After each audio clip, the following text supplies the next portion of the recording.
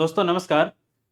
आपसे मैंने कहा था कि मैं टेस्ट सीरीज का करंट अफेयर्स का एडिटोरियल मैगज़ीन में कैसे पूछा जाता है और क्या पूछा जाता है, उसका मैं एक सीरीज़ लेके आऊँगा। तो मैंने पहले आपको बताया था। आज हम देखते हैं, एक कहावत है कि हाथ आरसी को कंगन किया और पढ़े लिखे को फारसी गया। तो आप देखिए इसमें जो टीचर वाला एग्ज़ाम हुआ, जो बीपीएससी ने टीचर का एग्ज़ाम लिया है 24/8/2023 को। आप इसके क्वेश्चन को देखिए। हमने आपसे कहा था कि क्वेश्चन वो पूछा जाता है जो पूरे देश को प्रभावित करता हो, ठीक? या बिहार को स्पेशली प्रभावित करता हो। मैंने ये आपसे अब मैंने पुराने वाले पहले वाले वीडियो में कहा था। तो अभी जो लेटेस्ट एग्जाम बीपीएससी लिया है टीचर का, उसमें जो क्वेश्चन पूछा गया है, आप उसमें देखिए कि किस तरह क्वेश्चन पूछा गया, वैसा ही क्वेश्चन पूछा है या कि नहीं पूछा है। तो आइए पहला क्वेश्चन हम देखते हैं। पहला क्वेश्चन आपका इसमें क्या दिया हुआ है कि भारत की संसद, देख लीजिए पहला क्वेश्चन क्या है कि भारत की संसद के नए भवन के प्रभारी वास्तुकार का नाम। तो संसद भवन जो हमारा बना है, तो यू नो कि ये एक बहुत ऐतिहासिक काम है और संसद भवन पूरे देश का बना है। पूरे देश का बना है ना संसद भवन। तो ये संसद भवन के बारे में सवाल पूछा है। आपको पता होगा कि अभी जब आंध्र प्रदेश अलग हुआ, तो आंध्र प्रदेश की अलग अलग राजधानी बनाई जा रही है। अगर ऐसा ही होता तो फिर पूछ लेता ना कि आंध्र प्रदेश की राजधानी कहाँ बनी है या उसके आर्किटेक्ट कौन है। नहीं, वो आंध्र प्रदेश की समस्या है। और ये हमारा भारत, संसद मतलब क्या, पूरे देश का प्रतिनिधित्व करता है।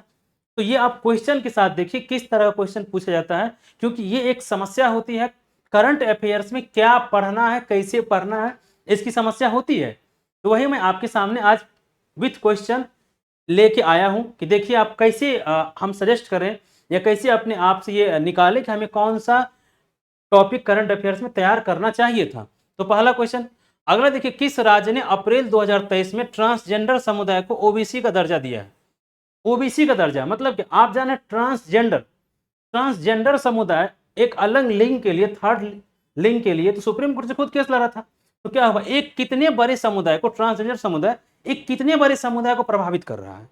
दर्शक आप नोट कर, इसीलिए क्वेश्चन पूछा गया है कि किस राज्य ने अप्रैल 2023 में ट्रांसजेंडर समुदाय, कितने बड़े समुदाय को प्रभावित। आप बताइए, बिहार के ट्रांसजेंडर को प्रभावित कर रहा है पूरे। तो क्या होगा, तो बिहार के ट्रांसजेंडर भी मांग करेंगे बिहार सरकार से कि हमें भी आप इसमें दर्जा दीजिए। हो सकता है केंद्र सरकार से मांग करे ट्रांसजेंडर। तो पूरे देश क्या हुआ, ये एक तरीका से पूरे देश के ट्रांसजेंडर के लिए संकेत है कि हमें एमपी में मिल गया है, आप अपने स्टेट में मांग कीजिए, भारत सरकार से मांग कीजिए। तो क्या देख रहे हैं आप कि एक कितने बड़े समुदाय को ये एक सरकार, एमपी सरकार का डिसीजन प्रभावित किया है। तो ये क्वेश्चन पूछा बिहार में, और हमने क्या कहा कि जो एक बड़े समुदाय को, पूरे भारत को रिप्रेजेंट करता हो, तो उस सवाल की पूछे जाने की संभावना काफी अधिक होती है। अगला क्वेश्चन आप देखिए। अगला क्वेश्चन क्या कह रहा है कि हाल ही में भारत का पहला केबल स्टे रेल पुल बनाया गया जम्मू कश्मीर। अब आप कहेंगे कि ये क्वेश्चन तो जम्मू कश्मीर से पूछ लिया गया है, तो जम्मू कश्मीर से क्यों पूछा गया, हो सकता है तमिलनाडु में भी केबल स्टे पुल बना हो, संभव है ना। तो फिर आप कहेंगे सर मैं, भारत में 28 स्टेट हैं एंड यूनियन टेरेटरी है, तो मैं किन किन स्टेट के पुल के बारे में पढ़ूं। तो मैं आपको एक एग्जांपल दे रहा हूं। कुछ दिन पहले अगर आपको याद हो तो तेलंगाना सरकार के द्वारा एक पावर प्रोजेक्ट चलाया गया था, नदी पावर प्रोजेक्ट। नदी से जल को ऊपर उठा के सिंचाई किया जाता है उससे, पोलावरम या कोई उसका नाम तो मुझे एग्जैक्ट ध्यान नहीं आ रहा है। वो नहीं पूछा है, कुछ दिन पहले का वो न्यूज है, वो नहीं पूछा। तो जम्मू कश्मीर क्यों पूछ लिया, क्योंकि जम्मू कश्मीर एक सेंसिटिव इलाका है। जम्मू कश्मीर हमेशा चर्चा में रहता है, एक सेंसिटिव इलाका है, इसलिए। अब देखिए मणिपुर, अभी मणिपुर चर्चा में है। हो सकता है सुप्रीम कोर्ट ने मणिपुर में एक जम्मू कश्मीर की सीजीआई थी, हाईकोर्ट की सीजीआई थी, वो उसकी अध्यक्षता में कमेटी बनाई है मणिपुर के लिए कि मणिपुर में जो चल रहा है आप उसकी जांच रिपोर्ट सुप्रीम कोर्ट को सौंपिए। तो हो सकता है वो क्वेश्चन पूछ ले। तो फिर आप ये ना सोचेंगे कि सर अगर मणिपुर वाला पूछ लिया तो हो सकता है तमिलनाडु का भी पूछ ले। नहीं, क्योंकि मणिपुर इस समय सेंसिटिव इशू है। अब हम आपको एक और एग्जाम्पल दे रहे हैं जो 68 बीपीएससी में ही पूछा गया था। 68 बीपीएससी में, यहाँ तो क्वेश्चन नहीं है लेकिन हम आपको बता रहे हैं क्वेश्चन क्या था। क्वेश्चन था कि प्रधानमंत्री नरेंद्र मोदी ने डोनी पोलो एयरपोर्ट, आप 68 में जाएंगे तो ये क्वेश्चन दिया हुआ है कि डोनी पोलो एयरपोर्ट का उद्घाटन कहां पे किया था। तो उसका आंसर था अरुणाचल प्रदेश। तो अब आप कहेंगे सर पूरे इंडिया में जहां जहां एयरपोर्ट का उद्घाटन होता है क्या हम उसे याद करें। नहीं, अरुणाचल प्रदेश एक सेंसिटिव एरिया है, वो बॉर्डर इलाका है, इस वजह से उस क्वेश्चन को पूछा गया था। तो आप ऐसे ध्यान रखें कि किस स्टेट के कौन से क्वेश्चन को हम याद करें। तो जो सेंसिटिव इलाका है, जैसे आपको अभी हम बता दें एग्जाम्पल कि वाइब्रेंट विलेज, गृह मंत्रालय के द्वारा, अमित शाह जी के द्वारा वाइब्रेंट विलेज प्रोग्राम शुरू किया गया अरुणाचल प्रदेश से। तो हो सकता है ये क्वेश्चन पूछ ले, क्योंकि अरुणाचल प्रदेश सेंसिटिव इलाका है। वाइब्रेंट विलेज एक सरकार का बहुत अच्छा कदम है कि सीमावर्ती क्षेत्र के लोगों को उसके प्रति जागरूक किया जाएगा, वहां पे आर्थिक विकास किया जाएगा, गांव का विकास किया जाएगा। तो इस तरीका से आपको छांटना है। आप समझिए कि ये केबल स्टे ब्रिज वाला पुल क्यों पूछा था। अगला देखिए कि भारत का अर्धचालक यानी सेमीकंडक्टर निर्माण हेतु प्लांट अब गुजरात। आप कहें कि ये सब क्वेश्चन तो गुजरात से था, आपको पता होना चाहिए था कि सेमीकंडक्टर इस टाइम कितना इंपॉर्टेंट है पूरे देश के लिए। जिस समय से आपको पता हो जब रसिया यूक्रेन युद्ध चल रहा है तो उसमें अमेरिका ने कहा कि चाइना के अलावा जहां कहीं भी अमेरिकी कंपनी सेमीकंडक्टर का उत्पादन करता है वो चाइना को नहीं बेचेगा। और सेमीकंडक्टर के बिना आज तो इलेक्ट्रिक एक भी सामान नहीं चल सकता है। तो सेमीकंडक्टर का प्लांट कहाँ लग रहा है? गुजरात में। इसलिए सवाल पूछा गया था क्योंकि सेमीकंडक्टर बहुत इंपॉर्टेंट है, बहुत इंपॉर्टेंट है। समझ रहे हैं आप? अब ये तो नहीं पूछा नहीं कहाँ पे कोयला खदान लगाया गया है, पनबिजली योजना कहाँ चलाई जा रही है, या परमाणु ऊर्जा संयंत्र कहाँ लगाया जा रहा है, नहीं। क्योंकि सेमीकंडक्टर एक उभरता हुआ क्षेत्र है और इसकी बहुत आवश्यकता है भारत को, इसलिए ये पूछा गया था। अगला क्वेश्चन आप देखिए क्या है, I2E2। तो ये तो बहुत चर्चित ये सवाल I2E2। इंटरनेशनल संगठन आपको बताए थे कि इंटरनेशनल संगठन में अंतरराष्ट्रीय संबंध में आपको वो क्वेश्चन याद करने हैं जो क्वेश्चन पूरे भारत को प्रभावित करता हो। आप जानते हैं I2E2 में भारत इसका मेंबर है। भारत में मैंने कहा था कि आप आसियान को याद नहीं करेंगे, क्यों? क्योंकि आसियान का मेंबर भारत नहीं है। भारत जिसका मेंबर, मैंने कहा था कि TPP आप नहीं याद करेंगे, क्यों? क्योंकि भारत उसका मेंबर नहीं है। भारत I2E2 का मेंबर है। तो क्या I2E2 जो संगठन है वो पूरी तरीका से पूरे भारत को प्रभावित करता है? दैट्स इसलिए ये क्वेश्चन यहां पे पूछा गया है। ऐसे इसका आंसर डी होता। भारत इजराइल दोनों इसके मेंबर हैं। ठीक, संयुक्त अरब अमीरात भी इसके मेंबर हैं। अगला क्वेश्चन देखिए कि 17 मार्च 2023 को अंतरराष्ट्रीय आपराधिक न्यायालय किसके विरुद्ध? तो पुतिन साहब विरुद्ध किए थे। अब आप कहेंगे कि ये क्वेश्चन क्यों पूछ लिया, इस तरह क्वेश्चन को हम कैसे छांटे? ये बताइए, अंतरराष्ट्रीय न्यायालय एक तो भारत भी उसका मेंबर है, आपको पता होगा। भारत के लिए भी उसकी जो निर्णय होती है बाध्य होता है। क्यों? कुलदीप यादव का मामला आपको पता होगा। कुलदीप यादव का मामला इंटरनेशनल कोर्ट ऑफ जस्टिस में ही चला था, अगर आपको जानकारी हो तो ये क्यों पूछ लिया? अब देखिए, रूस का राष्ट्रपति व्लादिमीर पुतिन, जो कि दुनिया अगर दो ध्रुव में देखे, एक तरफ अमेरिका एक तरफ रसिया खड़ा है, उनके राष्ट्रपति को इंटरनेशनल कोर्ट ऑफ जस्टिस अगर गिरफ्तार करने का वारंट जारी करता हो, आपको लगता है छोटी मोटी घटना है? एक बड़ी घटना है ये। तो ये इसीलिए ये क्वेश्चन पूछा गया। और हम बताए भी आपको कि भारत ऑलरेडी इसका मेंबर है, इंटरनेशनल कोर्ट ऑफ जस्टिस का भारत ऑलरेडी मेंबर है। तो आप यही बताएं कि अंतरराष्ट्रीय संस्था में उस क्वेश्चन को आप तैयार करेंगे जिससे भारत सीधा इंपैक्ट होता हो, भारत प्रभावित होता हो। अब अगला क्वेश्चन देखिए, अगला क्वेश्चन किस तरह का है? तृतीय भारत प्रशांत द्वीपीय सहयोग मंच शिखर सम्मेलन आयोजित हुआ था पपुआ न्यू गिनी। अब देखिए यहाँ पे क्या लिखा है, भारत प्रशांत द्वीपीय सहयोग मंच। तो भारत आ गया ना। और आपने देखा होगा कि जब न्यू पपुआ गिनी प्रधानमंत्री जी गए थे तो वहां के प्राइम मिनिस्टर ने हमारे देश के प्राइम मिनिस्टर नरेंद्र मोदी जी का पैर छू के प्रणाम किया था। किसी देश का राष्ट्रीय अध्यक्ष, मेरे नज़र में तो ऐसा मैंने पहले कभी नहीं देखा था, किसी देश का राष्ट्रीय अध्यक्ष वो हाथ मिलाते हैं, एयरपोर्ट पे स्वागत करते हैं, गले मिलते हैं, लेकिन पैर छूना भारतीय प्राइम मिनिस्टर का, ये अपने आप में बहुत बड़ी घटना थी।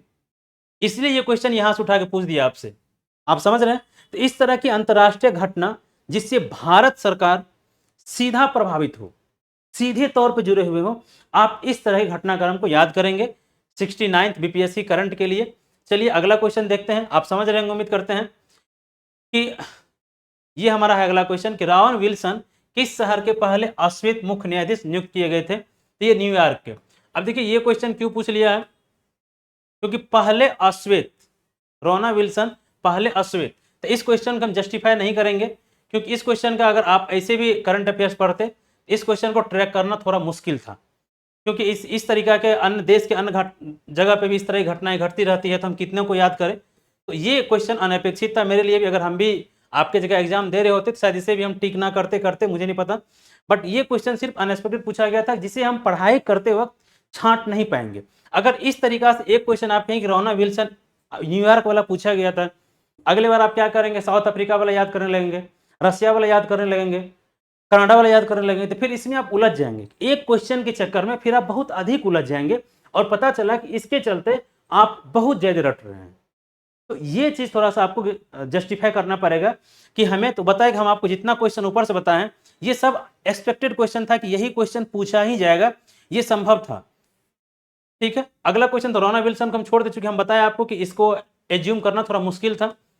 ठीक, अगला क्वेश्चन देखिए कि इसी पैरामीटर्स पे आया है या नहीं आया है कि किस देश की संसदीय समिति ने हाल में सिफारिश की है कि भारत नाटो प्लस का समूह, क्या है यहाँ पे भारत, आपको पता होगा कि फिनलैंड फिनलैंड नाटो का हाल फिलहाल में 31वां मेंबर बना है।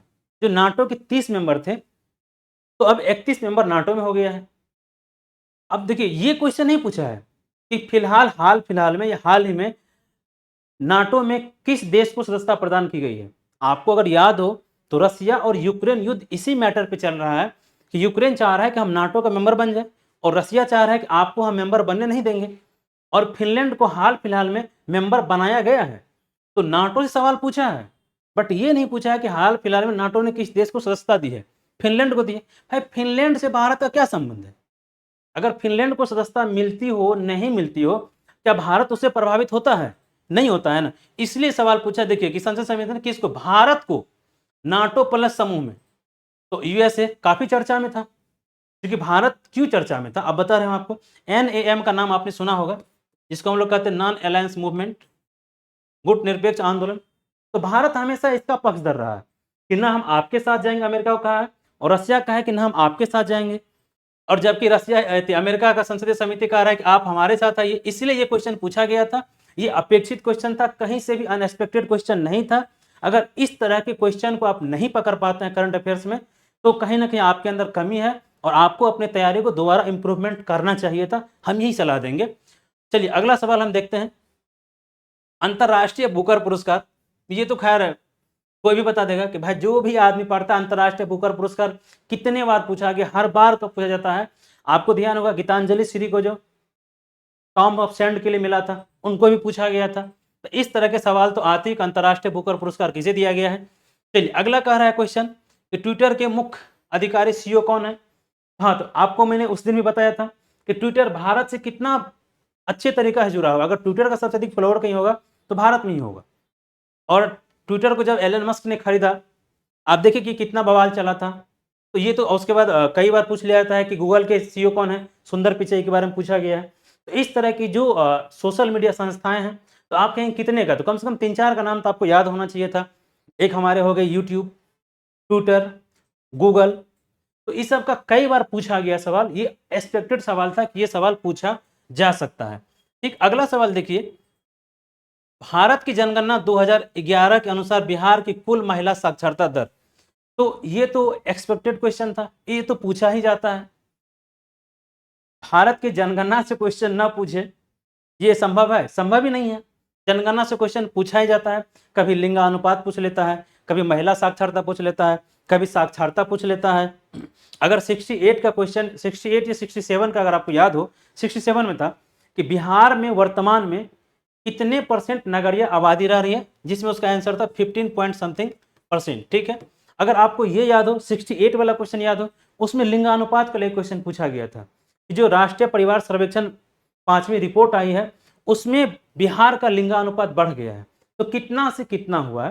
तो ये तो एक्सपेक्टेड सवाल था। अगर आप तैयारी कर रहे हो तो ये सवाल आपको पता होना चाहिए था कि कितने % पॉपुलेशन है हमारे यहाँ, उसमें कितना साक्षर है, कितना निरक्षर है, कितना लिंगानुपात है, बच्चों का लिंगानुपात कितना है, वयस्क का लिंगानुपात कितना है, किस जिले की लिंगानुपात सबसे कम है, किस जिले की लिंगानुपात सबसे अधिक है। तो ये आना चाहिए था। ये क्वेश्चन तो पूछा ही जाता है। चलिए, हम उम्मीद कर रहे हैं कि आप समझ रहे होंगे कि क्वेश्चन कैसे पूछा जाता है, कैसे आप किसी भी करंट अफेयर्स को अगर पढ़ेंगे तो आप छांट पाएंगे कि हाँ मुझे क्या इसमें पढ़ना चाहिए था।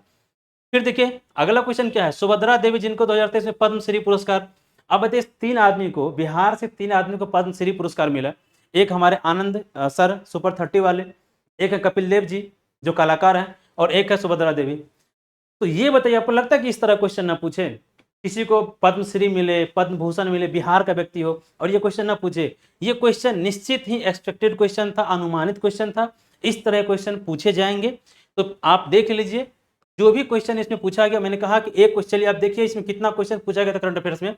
1 2 3 4 5 6 7 8 9 10 11 12 13, टोटल 13 क्वेश्चन पूछे गए थे करंट अफेयर्स से टीचर वाले एग्जाम में। और मैंने आपको कहा कि 13 में मैं सिर्फ एक क्वेश्चन को गैस नहीं कर पाया। अगर मैं भी पढ़ता तो सिर्फ एक क्वेश्चन गैस नहीं कर पाता। ये अमेरिका वाला जो क्वेश्चन आपको यहाँ पे दिया हुआ है कि रावन विल्सन को किस शहर का अश्वेत मुख्य न्यायाधीश नियुक्त किया गया है, तो शायद इसे हम भी नहीं पकड़ पाते। लेकिन 13 में अगर 12 आपसे सही बन जाता है, 12 आप पकड़ पाते हैं, तो इससे अच्छी बात क्या हो सकती है? ठीक, तो उम्मीद है कि आप समझ गए होंगे कि करंट अफेयर्स को किस दिशा में पढ़ना चाहिए था। मैंने बताया कि एडिटोरियल मैगजीन अच्छी है, लेकिन इस मैगजीन में भी बहुत बहुत अधिक बकवास लिखा हुआ है, जिसका कहीं कोई संबंध एग्जाम से नहीं है। ठीक है, किताब मोटा करने के लिए हो सकता है लिख दिया हो, वो पब्लिशर की अपनी जिम्मेदारी है, मुझे उस पर कोई टिप्पणी नहीं कर रहे हैं। सिर्फ आपको हम जागरूक कर रहे हैं कि इसमें बहुत सारे ऐसी बातें लिखी हुई है जिसका एग्जाम से कोई संबंध नहीं है। तो बहुत कम टाइम बच गया है। आपको इसी आधार पे कुछ अंतर्राष्ट्रीय संस्थाएं, राष्ट्रीय संस्थाएं चयन कर लेना चाहिए था और फिर उसको बार बार रिवीजन करना चाहिए था। बजट और इकोनॉमिक सर्वे तो आप अच्छे से पढ़ लेंगे। मैं एक बजट और इकोनॉमिक सर्वे पे वीडियो बना दूंगा कि आपको कैसे पढ़ना चाहिए था, बजट से क्या छांटना चाहिए था, इकोनॉमिक सर्वे से कौन सा क्वेश्चन आप मुझसे पूछेगा, कौन सा डाटा पूछेगा। ये सभी अनएक्सपेक्टेड होता है, सॉरी एक्सपेक्टेड होता है, आप उसे निकाल सकते हैं। कोई चीज़ अनएक्सपेक्टेड नहीं पूछा जाता, क्योंकि अगर आप प्रीवियस ईयर क्वेश्चन देखेंगे तो आपको पता चल जाएगा कि क्या इकोनॉमिक्स में कौन सा डाटा पूछा जाता है। कोई भी डाटा नहीं पूछा जाता है, कुछ ही डाटा होता है जो पूछा जाता है। सिराज कोषीय घाटा पूछा जाता है, राष्ट्र घाटा पूछा जाता है, जीएसडीपी यानी राज्य का सकल घरेलू उत्पाद के अनुपात में उसकी कितनी राजकोषीय घाटा है, हम निर्यात कितना कर रहे हैं, सरकारी कोई पॉलिसी, मैंने बता चुका है ये सब। तो ये सब दोहराने की कोई ज़रूरत नहीं है। तो मैं ये आपके सामने ये इसके तौर पे कि आपको विश्वास हो जाए, बिलीव हो जाए कि नहीं जो हम बता रहे हैं वो सच बता रहे हैं। और इसी तरीक़े से क्वेश्चन बनता है। उम्मीद करते हैं कि ये वीडियो आपको अच्छा लगा होगा, तो आप चैनल को सब्सक्राइब कर लीजिएगा, वीडियो को लाइक कर दीजिएगा। बहुत बहुत धन्यवाद आपको।